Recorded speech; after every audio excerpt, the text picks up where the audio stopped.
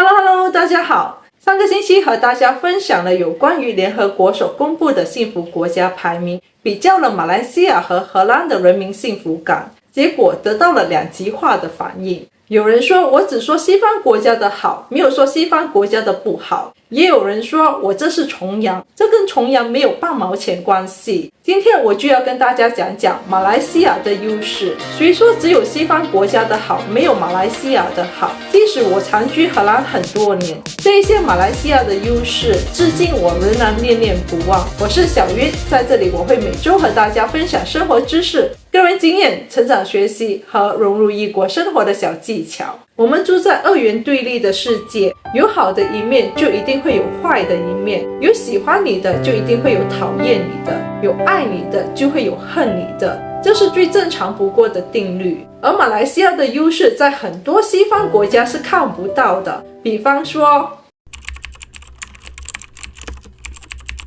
每一次回马来西亚都会被大马的人情味给感动。人情味这种东西在西方国家是非常罕见的。我来说说我自己的个人经验吧。每一次回马来西亚，我都会去固定的 Kopitiam 或者是小饭摊吃饭。那里的老板即便每一年只见到我一两次，但是每一次见到我的时候都会给我夹很多饭菜肉，还送上一碗汤，价格就像一般的顾客一样，有时候还不收钱呢。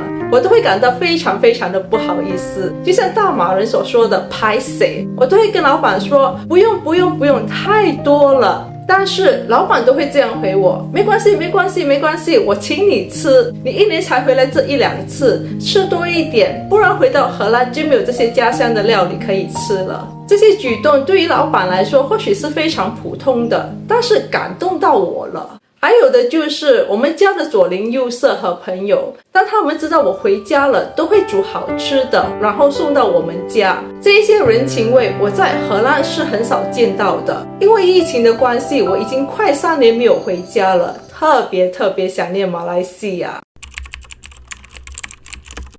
大马人除了有人情味之外，还非常的热情。每一次回到马来西亚，朋友3不5时都会介绍他们的朋友给我们认识。即使是初次见面，朋友的朋友都会很热情的问，这一次回来有没有哪里想去的地方，我可以带你们去游玩。也会问你们有没有吃过哪里的拉西勒玛克，特别好吃，没有吃过对不对？我带你们去吃。在荷兰，我们不要说热情这一个部分，我们连去探望阿公阿嬷也要先预约。我不是跟你开玩笑的哦，有时候阿公阿嬷还会拒绝我们说，不好意思，那一天我已经有约了。所以不是说我们想见阿公阿嬷，阿公阿嬷就会想见我们。我跟你们说，大马人的热情是我的最爱。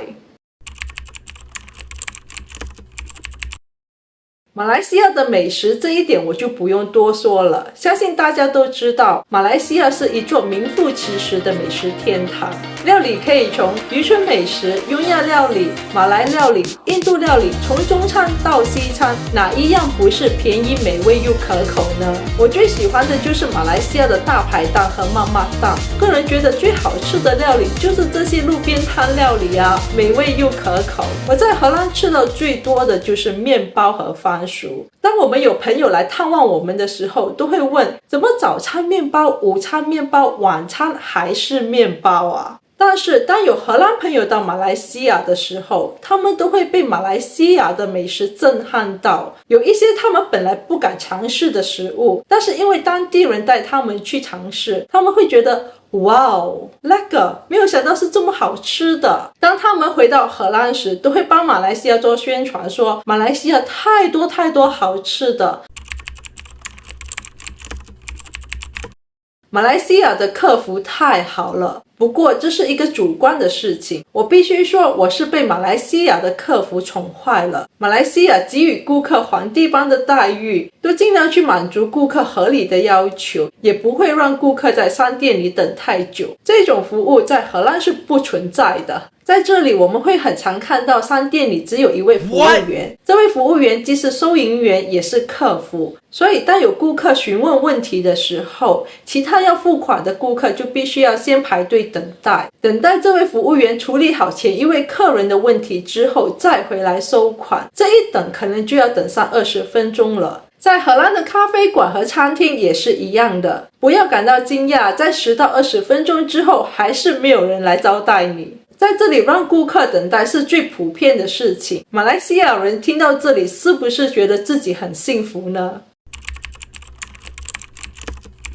马来西亚人出外用餐的时候，一般都只会点自己可以吃得完的分量，也有准备和他人分享的习惯。像是当我们和家人或是朋友去吃饭的时候，我们每个人都会点一道自己喜欢吃的菜，如果吃不完就会打包带走，第二天加热再吃。马来西亚人从小就被教育不可以浪费食物，谁知盘中餐，粒粒皆辛苦。在马来西亚，即使是富人，也很少看到他们在浪费食物。荷兰朋友在点餐这一方面也是点自己喜欢吃的，但是他们并没有准备和朋友分享他们的食物。在这里没有 share 同一道菜的习惯，也不会吃不完打包带走。即使在家里做饭也是一样，荷兰人没有吃隔夜菜的习惯，除了一些汤类像是 eten soup 就会保留到隔天，其他大部分的厨余都会在当天处理掉。不浪费食物本来就是一种美德，在这一点我觉得马来西亚人是加分的。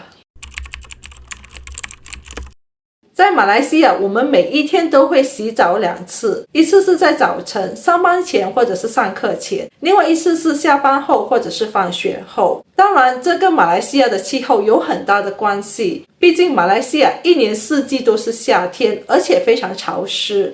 在有四季的国家，比方说荷兰，不是每个人都会每天洗澡，尤其是在冬天的时候，不要感到惊讶，当你发现有一些人每2-3天才洗一次澡。他们觉得如果没有出汗就无需要洗澡，我不能够接受这一点，因为我们都会外出，就会有灰尘和细菌等等。虽然我在荷兰住了很多年，但是不管在哪一个季节，我每一天都会洗澡2次。我所认识的马来西亚朋友，只要他们一出门，不管有没有流汗，回家都会洗澡。我个人是比较认同马来西亚人的做法，就是每天都保持身体干净和清爽。